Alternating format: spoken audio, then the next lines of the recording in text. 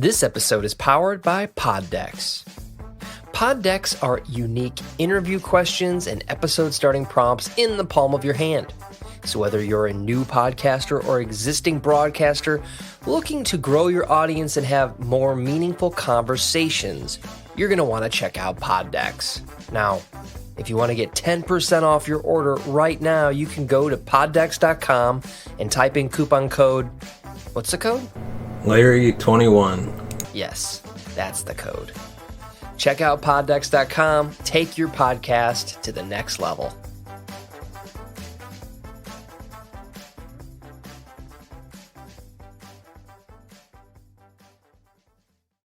Welcome to the True Crime Never Sleeps podcast. We dive into stories of true crime, from unsolved cold cases to historic kidnapping to gangsters and beyond. We are your source for true crime.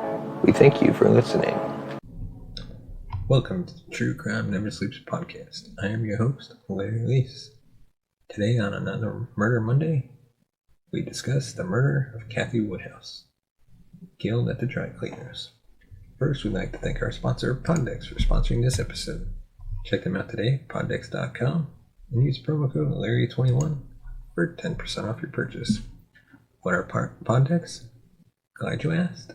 Poddex are unique interview questions and episode starting prompts in the palm of your hand.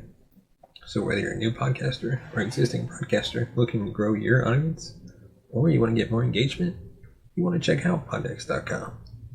And remember, use code Larry21 for 10% off your first order. So let us dive right into it, shall we? The city of Herrin in Illinois wasn't known for its violent crime. So when police received a call on January 18th, 1992, saying there had been a rape and a murder at the dry cleaners, the dispatcher was somewhat taken aback. Although they were suspicious it may be a prank, they nevertheless passed the message on to police so officers could be sent to check it out. Investigators must have been concerned about the choice of words the anonymous tipster had made. After all, how could someone stumbling upon a crime scene for sexual assault unless they were trained or involved?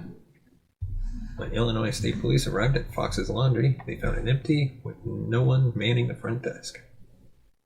But after moving through to the staff area, they were horrified to discover the bloody body of 40-year-old employee Kathy Ann Woodhouse.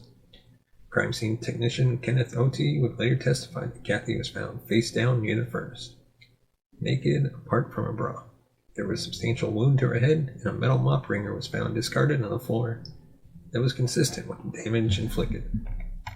Investigators quickly secured the scene and began to assemble any details and evidence they could that may catch who did this to the married mother of three.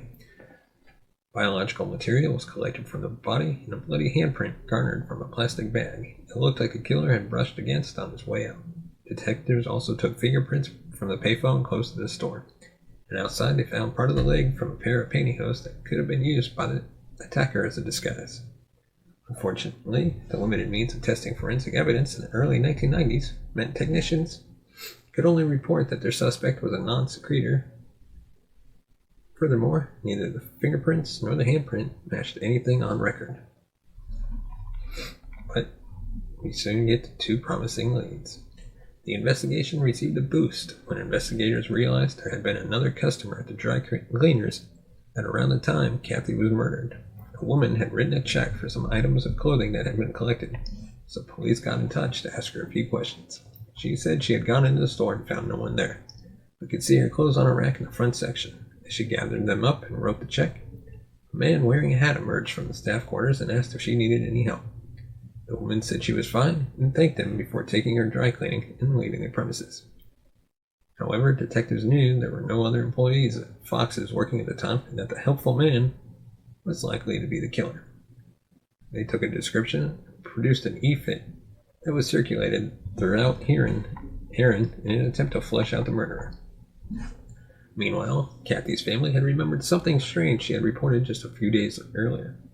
While she worked the evening shift, she was disturbed to receive an anonymous call asking what color polish she was wearing on her toenails. Again, police hurried to investigate the lead, but phone records proved the call had come from a very embarrassed townsperson who simply felt like making some crank calls that night and had a solid alibi for the day of the crime.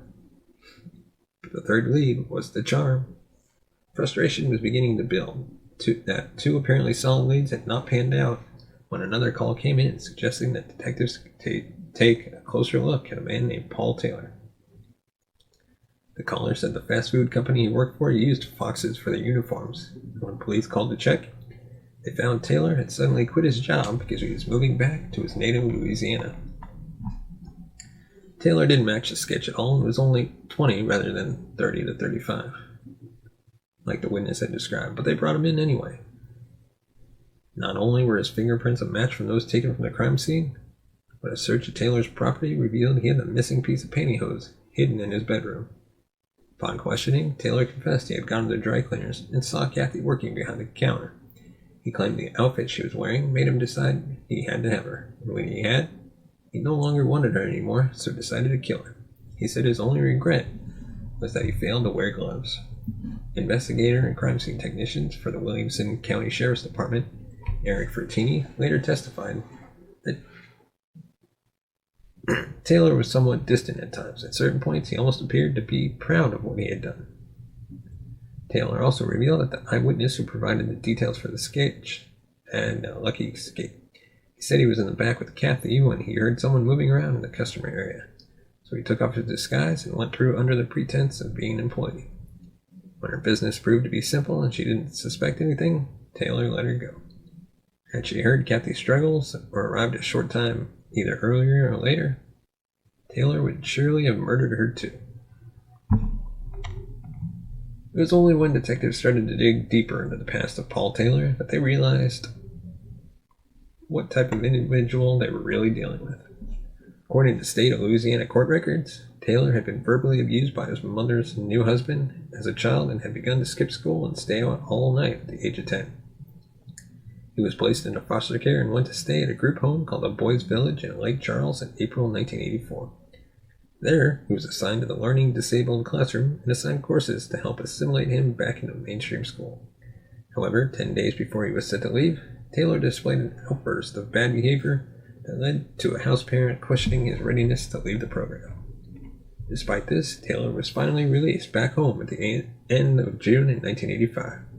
Just 2 months later, at the age of 14, Taylor crashed a conference for school administrators in Baton Rouge and seized a young woman named Sandra Lott in the ladies' room. Sandra would later testify that Taylor proceeded to take her into one of the stalls and attempt to rape her 3 times at knife point.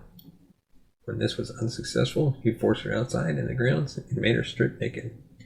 As he turned to put her clothing on the ground, Sandra fled to the safety of the conference center and her horrified colleagues.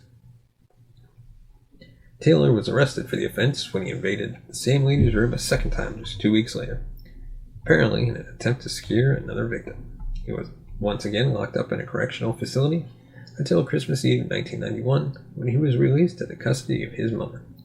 Less than 4 weeks later, the 20-year-old raped and killed Kathy Woodhouse. Taylor seemed not to have been perturbed by the thought that he had now murdered someone. While in custody, he wrote letters to his cousin, demanding that she go to bed with him, and then threatened to kill her and her entire family when she refused. He also referred to Kathy Woodhouse as a bitch and claimed he had ambitions to be like Charles Manson.